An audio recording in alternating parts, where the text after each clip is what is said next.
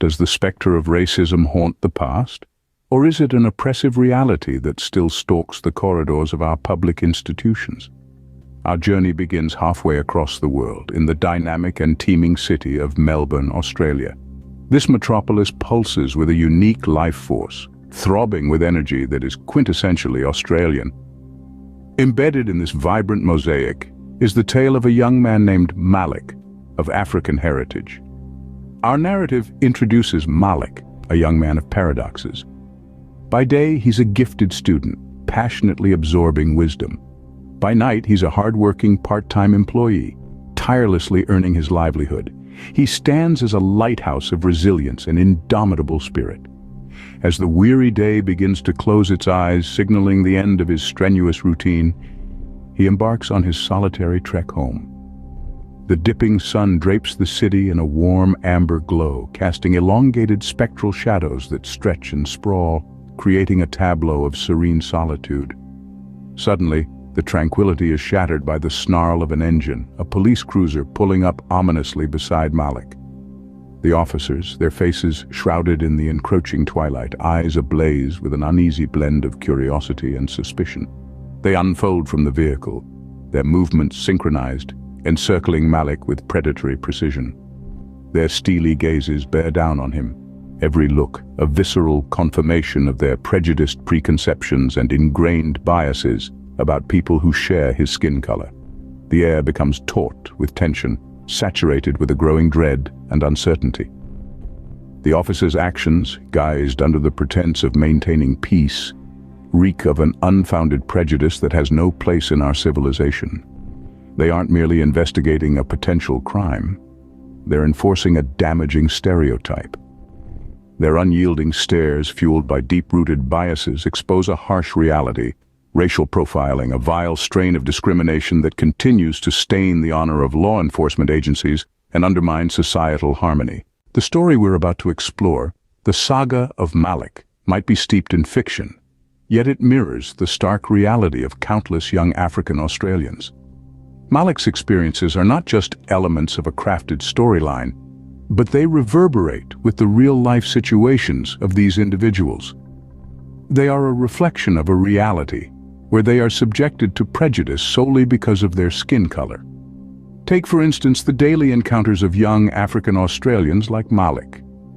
Each day they face the harsh reality of being unfairly singled out, stereotyped, and judged solely on the basis of deeply ingrained racial prejudices. They navigate through an unceasing stream of unwarranted scrutiny and unwelcome profiling. It is not merely about their skin color, but the silent battles they wage, the fear gnawing at their hearts, and the persistent mistrust they face. Imagine being an immigrant teenager like Malik's younger sister Amina, encountering this deep-rooted fear and mistrust that have unfortunately found a home within immigrant communities. These sentiments are not only eroding their sense of security, but also threaten the harmonious coexistence within diverse societies. They can only be combated through proactive efforts of awareness and education. Think of Malik's friend, Jaden, who, despite facing systemic prejudice, has taken it upon himself to foster open, honest, and meaningful dialogues within his community. These conversations act as a mirror to prejudices, challenge stereotypes, and promote understanding. Only by taking steps like Jaden can we hope to dismantle these invisible barriers, bridge these divides, and pave the way for a society that values diversity and champions equality. This fear and mistrust, deeply entrenched within immigrant communities, can only be dissolved through awareness, education, and open dialogue. Let's walk in the shoes of Malik, Amina, Jaden, and countless others, and begin this crucial conversation today. In the grand theater of our society, public institutions, notably law enforcement agencies, are unsung heroes. They seamlessly orchestrate a ballet of power, empathy, and interaction. The heart of this responsibility is their interaction with immigrant communities, vibrant threads in our societal tapestry, enriching it with their unique cultures and perspectives. However, their role extends beyond maintaining order. They become educators, guiding these communities through the maze of the rule of law, often an intimidating concept. They light the way to understanding their rights, vital for their survival and integration into society. It's not about enforcing the law, but ensuring that everyone, despite their origins, understands it. This engagement builds a deep bond of mutual comprehension and respect. It's more than a duty, it's an opportunity to cultivate trust, the foundation of strong community building.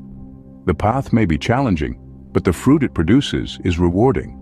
It creates a harmonious coexistence where each person's distinctiveness is recognized, honored, and valued. In this significant endeavor, we're not merely enforcing laws or maintaining peace. We're crafting a world where everyone feels they belong, where everyone understands their rights, and where respect and trust are not just decorative words, but the essence of real-life experiences. Yet the terror of confrontation looms ominously large, haunting us just as it ensnared Malik. This dread, a chilling, tangible specter, envelops the community in a cloak of trepidation and unease, standing as a monolith that must be conquered. It floats, omnipresent and overpowering, casting insidious, ghostly shadows upon the societal tableau. But it's not only the fear that requires confrontation, but also the sinister root cause that demands unearthing. Our law enforcement officers, the so-called sentinels of society, stand entrusted with a seemingly honorable mantle, to serve and protect. This responsibility is a noble one, demanding integrity, courage, and an unwavering allegiance to justice. Deemed the keepers of societal harmony and the stewards of security, they are sworn to preserve peace and uphold the iron law. Yet the inscription of these roles on hollow parchment isn't sufficient. It is vital these promises are woven into their deeds, mirrored in their interactions with the communities they vow to safeguard. The dread we speak about ascends from the realm of mere emotion, morphing into an insidious entity. It is not a light switch that can be easily flicked off. It is a malignant societal canker, birthed from a toxic womb of distrust and disconnection. Its cure demands a united front from all involved, from the law enforcement agencies to the communities they are pledged to protect. An urgent call echoes for better dialogue, for deeper comprehension between law enforcement and the people. A desperate plea for a bridge to span the gaping chasm of suspicion that has been painfully carved. A need for law enforcement agencies to morph from mere servers and protectors into figures that radiate assurance, not terror. This vicious cycle of fear and suspicion must be shattered, and law enforcement agencies are compelled to reclaim their legitimate stance as champions of society. Through persistent endeavors, through becoming more transparent, approachable, reactive, and empathetic, they can restore the faith that has been eroded. They can transform from intimidating figures of dread into emblems of safety and trust. The insidious fabrication of narratives and the malicious portrayal of young individuals as menaces can ignite a catastrophe of unimaginable magnitude. This isn't a small ripple in the pond, but a global tsunami that we cannot afford to trivialize or brush under the carpet. Its tremors shaking the very foundations of societies around the globe. In Melbourne, Australia, a city that parades its cultural diversity and inclusivity like a badge of honor, a number of incidents have surfaced that catapult this menace into the spotlight. As time unfurls, a disturbing pattern of targeted aggression and violence against the youthful has come to light. These are not random acts of brutality or isolated occurrences. They are, distressingly, the ghastly fingerprints of systemic racism, an age-old bias that has tainted the image of numerous public institutions. It's an insidious mechanism that fuels prejudice, reinforces stereotypes, and skillfully crafts an injurious portrait of youthful souls, particularly those hailing from a myriad of ethnic backgrounds. This baseless fear and discrimination give birth to an atmosphere of animosity, suspicion, and in the end, horrific acts of violence. A number of heartbreaking accounts bear witness to this grim reality, tales of lives abruptly cut short and futures that will never see the light of day. Stories of young souls whose only transgression was to be unique, to be misunderstood. These narratives are not only about individuals, but about a society that has woefully failed to shield its most defenseless. The heart-wrenching tales of targeted killings in Melbourne stand as a chilling warning of the dire need to dismantle the fortress of systemic racism that has taken root within our public institutions. To recap, The poignant tale of Malik, a character born out of fiction yet strikingly representing a gut-wrenching reality, bears the weight of the hardships that far too many young African Australians confront every single day.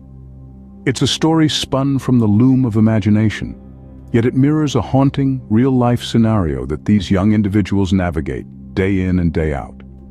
They find themselves unfairly targeted, victims of discrimination and prejudice, ensnared in the complex web of societal issues that loom large, far beyond their control.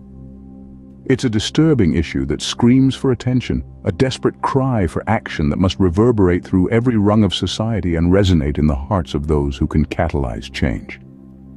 The struggle to combat this issue necessitates a plan of action that's not linear but multidimensional, multifaceted, one that reaches out and touches multiple aspects of society. For instance, education, an unfathomably powerful tool that has the capacity to transform minds and bring about cataclysmic change. It's not just about imparting knowledge. It's about dispelling the shadows of ignorance, about fostering tolerance, respect, and acceptance. It's about kindling the flame of awareness about the devastating consequences of prejudice and discrimination. Then, we must harness the collective power of communities. Imagine the sheer force of multiple communities uniting, standing together as one formidable front. This camaraderie, spirit of unity, can pave the way for a society that is not just diverse, but inclusive, accepting and embracing of all its members. It's only when we tear down the walls that divide us and build bridges of understanding that we can truly foster dialogue, growth, and change. And then we turn to the guardians of law and justice, our law enforcement agencies. They need to lead from the front, implementing fair policies, practicing impartiality, and ensuring unbiased execution of the law. Their actions can unearth deep-rooted prejudices and challenge them head-on. The power they wield extends beyond protection. They can be the torchbearers of equality and justice, the champions of the rights of these young individuals. To conclude, Malik's story, despite its fictional roots, paints a vivid picture of a stark, unsettling reality.